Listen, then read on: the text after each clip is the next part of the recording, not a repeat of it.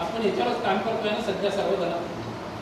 पुन्हा कुणाला हे प्रॉडक्ट घेतल्याच्या नंतर असं वाटलं की हे प्रॉडक्ट काम करणार नाही, पहिल्यांदा कोणालाच नाही वाटलं, कारण त्याला विश्वास देण्यात आला. विश्वास देण्यात आला ज्यावेळेस जो व्यक्ती त्याच्याकडे गेला आणि त्याला सांगितलं की आर्थो आहे, हे मदर प्रॉडक्ट आहे, या प्रॉडक्टमध्ये काय आहे, या प्रॉडक्टमध्ये आहे मेथी, ग्रीन टी, जायफळ, आवळा, हिरडा, बेळा, आडगोड, निशोत्तर आणि तिखट, हे जे घटक यात आहेत हे घटक आपल्या किचनमध्ये सुद्धा.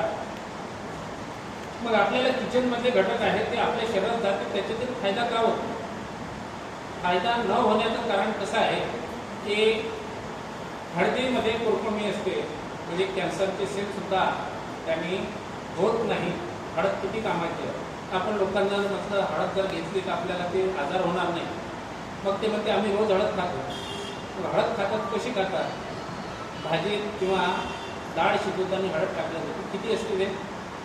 अर्धा चम्मच. तर ते अर्धा चम्मच हळद 4 लोक जर खात असेल तर काय त्याचा परिणाम? म्हणजे ते त्या प्रमाणात शरीरात गेलं पाहिजे, त्या प्रमाणात गेलं तरच त्याचे फायदे होतील, अन्यथा होणार नाही. म्हणजेच काय तर आता मेथी आहे, पहिल्यांदा लोक मेथी खायचे, मेथीचे लाडू खायचे. आता मेथीचे लाडू खाणं लोकांनी बंद केले, काही लोक खातात. त्यामुळं काय होतं की वर्षभराचं त्याचं जे कॅल्शियम आहे ते कॅल्शियम भरून राहायचं. आता ते होत नाही. पण आपल्या पुढे मेथीचा अर्क आहे. 1 किलो मेथीचा अर्क एका पुडीत आहे 4 ग्रॅमच्या पुडी, आणि ती पुडी जर आपण घेतली तर 1500 mgची पुडी आहे. त्यामुळे काय होते, मार्केटमध्ये जे कॅल्शियम मिळते ते जवळपास 150 ते 200 mg असते. जास्तीत जास्त 400 mgपर्यंत. पण आपण कॅल्शियम आहे 1500 mg. ज्या दिवशी घेतलं त्या दिवशीपासूनच दुसऱ्या दिवशीपासून त्याचा परिणाम व्हायला लागतो. मग लोक विचारते त्याची स्टेरॉइड आहे का, पेन किलर आहे का? पण आपलं प्रॉडक्ट असं कधीच करत नाही. आता घेतलं घंटाभरात आपल्याला ठीक वाटतं.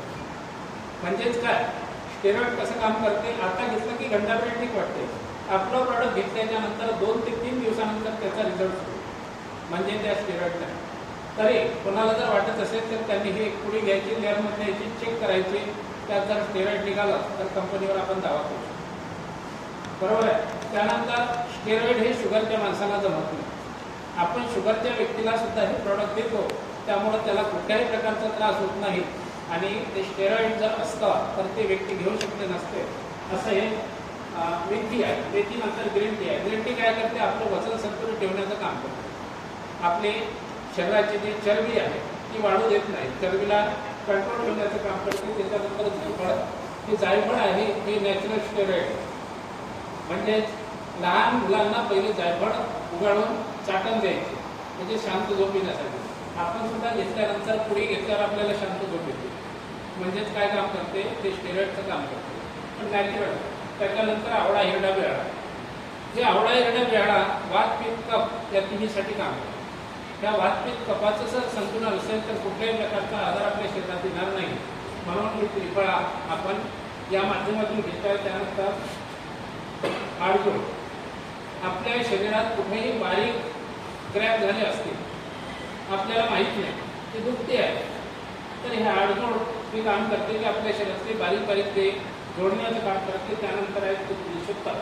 निशोत्तर असा घटक आहे ज्यांना मुळव्याचा त्रास आहे, त्या मुळव्याचा त्रास कमी करण्यासाठी निशोत्तर वापरले जाते.